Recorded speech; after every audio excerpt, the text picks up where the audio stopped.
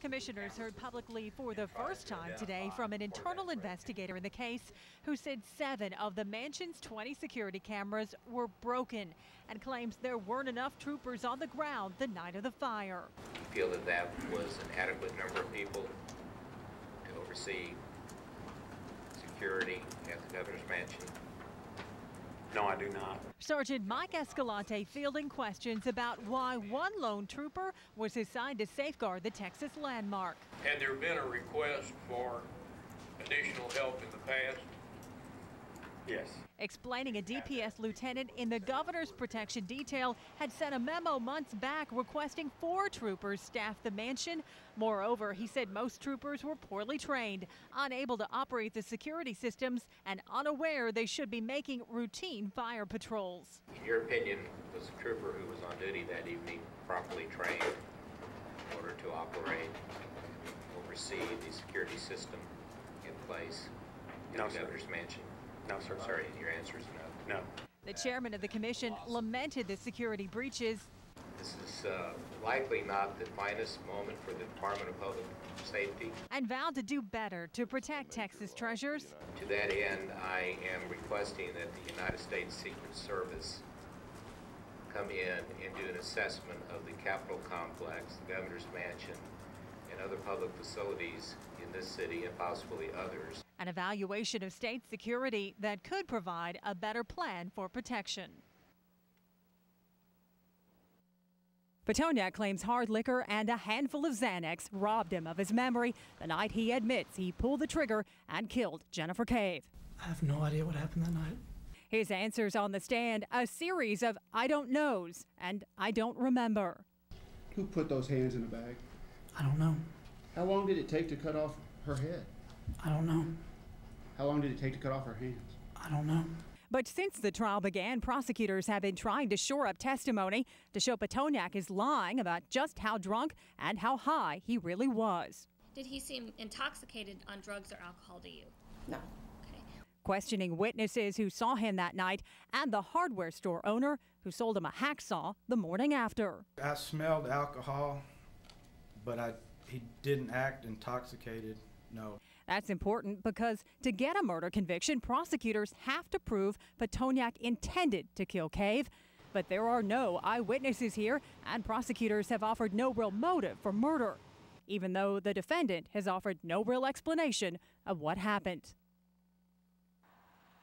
When you look at Bastrop County, it's the county on the hill, so we're setting an example. County Judge Ronnie McDonald explaining why he wants to wait and see if an indictment turns into a conviction before considering removing the county's top cop from office.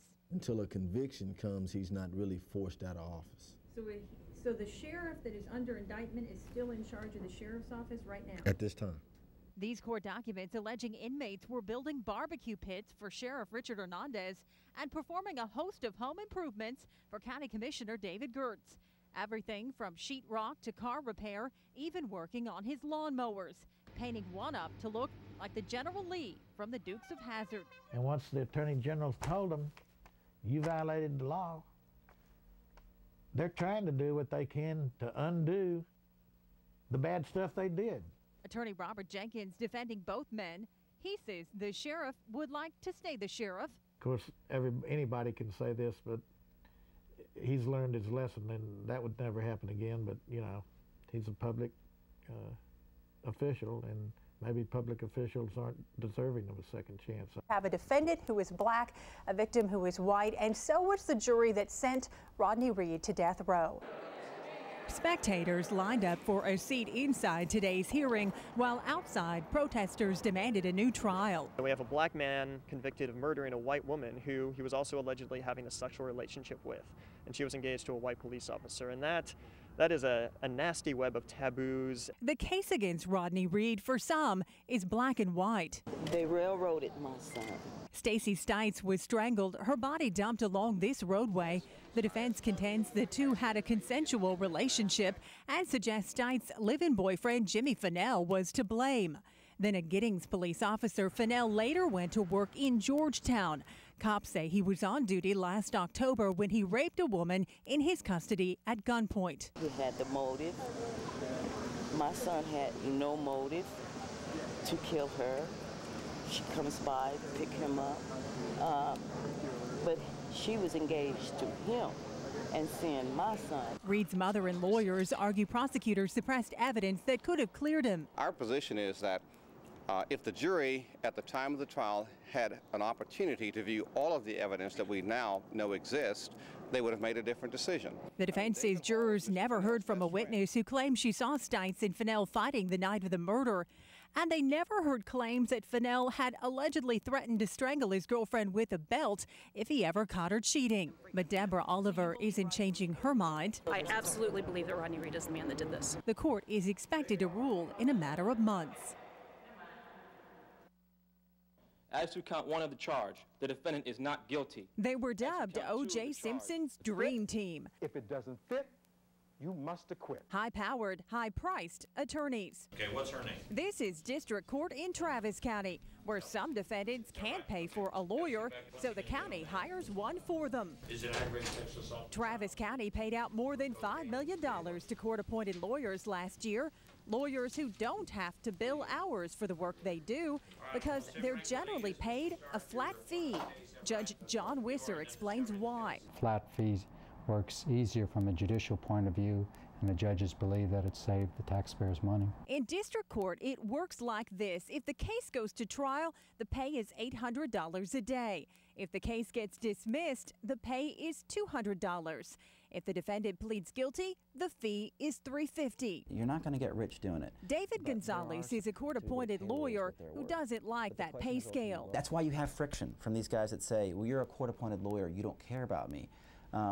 People are smart. They know. They've seen these rate tables. They know at some point you get paid the same amount of money whether you work, 2 hours or 200 hours. Instead, he wants to see lawyers paid for the amount of time they spend on a case, and he's not alone. There's sort of a perverse incentive in the system to do less work. Andrea Marsh with the Texas Fair Defense Project says the flat fees may make it easier for the county to calculate cost, but don't mean taxpayers are getting what they paid for. The judge pays that fee and he doesn't know whether the lawyer spent 10 minutes on that case or whether the lawyer spent, 20 hours on that case. And the judges can't really supervise very well how much work the lawyers are doing for a particular client. But judges insist paying by the hour would only cost taxpayers more money. I think as long as we can get good, competent representation for what we are paying, we owe it to the taxpayer to pay that amount and not to pay more. Even if some think it's a price worth paying. It's probably a hard sell to taxpayers. It's probably hard to stomach in terms of giving money to lawyers. But if you're gonna dedicate $300,000 and $400,000 to put people in prison, make sure on the front end you're putting at least a few $1,000s to make sure they're guilty.